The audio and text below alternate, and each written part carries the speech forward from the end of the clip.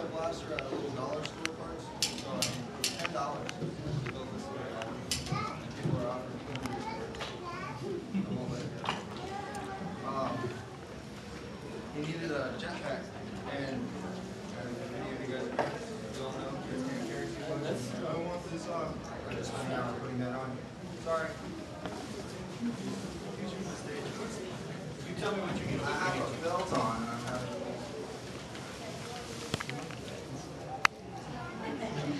Anyways, so knowing that kids and my child at that time was like 4, couldn't carry around a lot of weight. If you want to kind of pick this up, see, I built this out of foam. This is actually like a tea bottle or a tea plastic spoon, and hollow tubes, sure. And then I used foam, 1/4 or 1/2 inch foam, super light. I should have used latex paint because every time it like bumps or whatever, it chips off. Then I just use a paint pen. Authentic metal damage. So,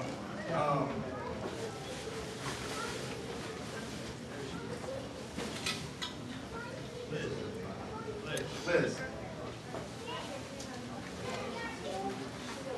We seem a little bit disorganized. It's one, like we said, we've not done a panel before, and 2, because we've got several plants in different states. These guys are from Utah, obviously Arizona. These guys right here from Colorado. Elizabeth, we didn't snag your helmet. But this young lady has built 3 of these costumes and continues to build her 4. She's actually famous as a white mando out there. She's like a snow mando. Her name's Hydra. And this would be our account in Colorado.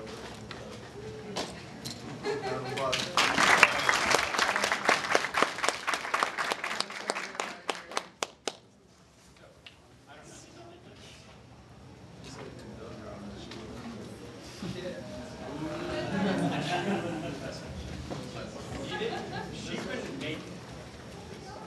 Any questions? That's fine. At any point, feel free to raise your hand.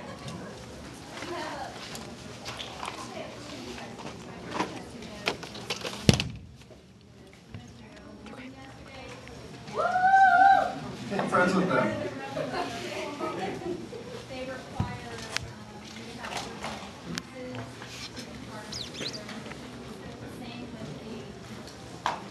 You want to stand in front of the mic? I don't know. I can talk loud enough for everybody to hear.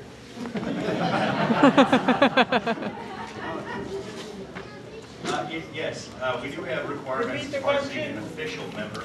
I don't have it with me. What was the question? The question was, many of the other costuming clubs, Rebel Legion and 501st, other Star Wars, as almost any costume club, have requirements as far as how many certain pieces you have to have to be that character, be that member.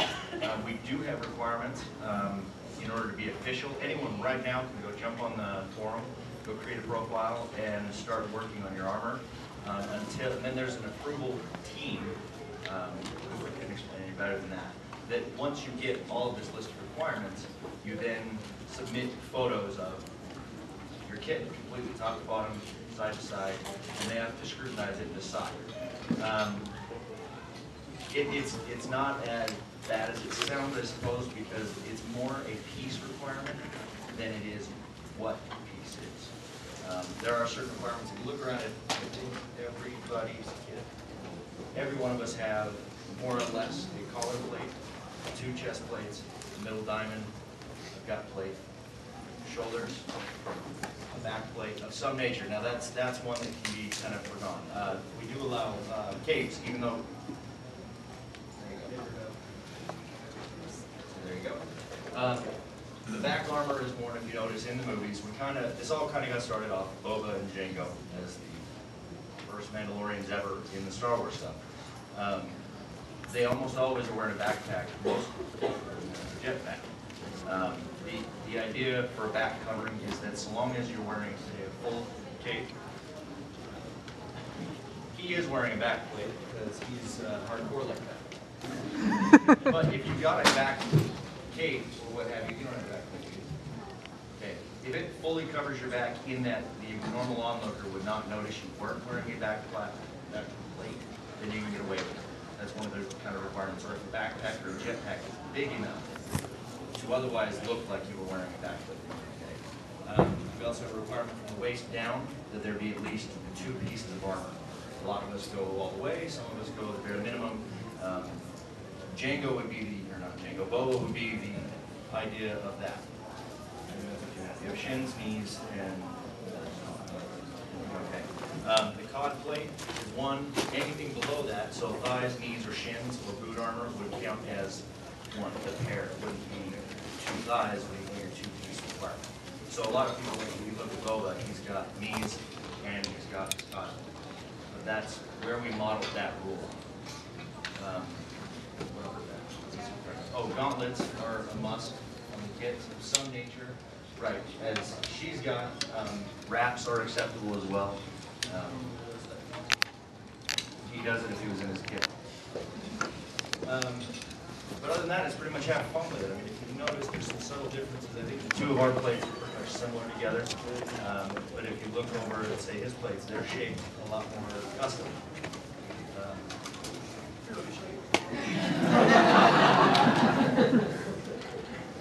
But see, and this is kind of where the fun part is that we all have different direction as far as there's no requirement as to how you attach your armor. There has to be a vest underneath the armor of some nature. It can't just be on a shirt. Some people like him, we use the mole vest, style vest. Some of us actually go, like him and I have actually gone and made our vests. There are people on the forum that do offer services such as making vests for those that don't have that kind of talent. Armor stuff. We all as a collective in our different areas do what we call armor parties, where we all get together and help each other or just work on your independent armor. You know, some people don't have the skill to get into it, and that's fine. Because a lot of those of us that have that skill can help out. Voila.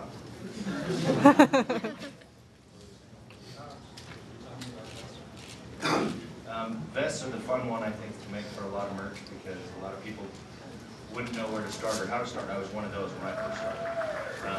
There's a lot of tutorials on the webpage, start to finish. Pretty much the forum is kind of a show and tell, if you will.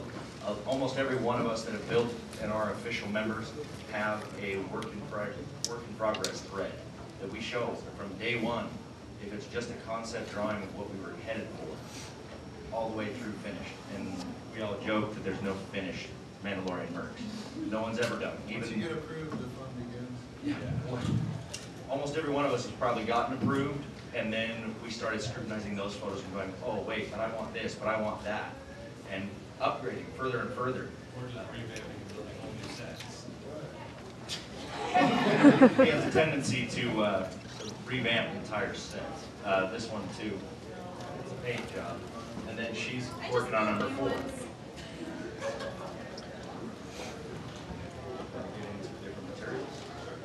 guys want to know about the different materials? Any I'm questions? trying to use this mic. No? All right, different materials. This stuff right here. This is called Citra, the sign material, plastic. Do you have a question? Do you guys have any like reason for your colors that you guys pick for your? I wanted to be loud and obnoxious. That was really the point of this. Other than that, I wanted to go with like a military look with camo, but I didn't want to throw a color like camouflage pattern. There are actually 2 or 3 that have, and the people that are doing like the digital camo and stuff like that. Really, it's all, you know, preference. Colors do have kind of meaning decide. in culture, but it's going to talk about that. There's one of our members, she dresses in, her armor's all blue and shiny, like metallic, and it's for people who get stuff done. She's our go-doer, like 5 minutes till we have a deadline, you ask her and it's done. You know, just randomness. So I wanted to be more tactical, recon. Plus I live in the desert, so I have the tan.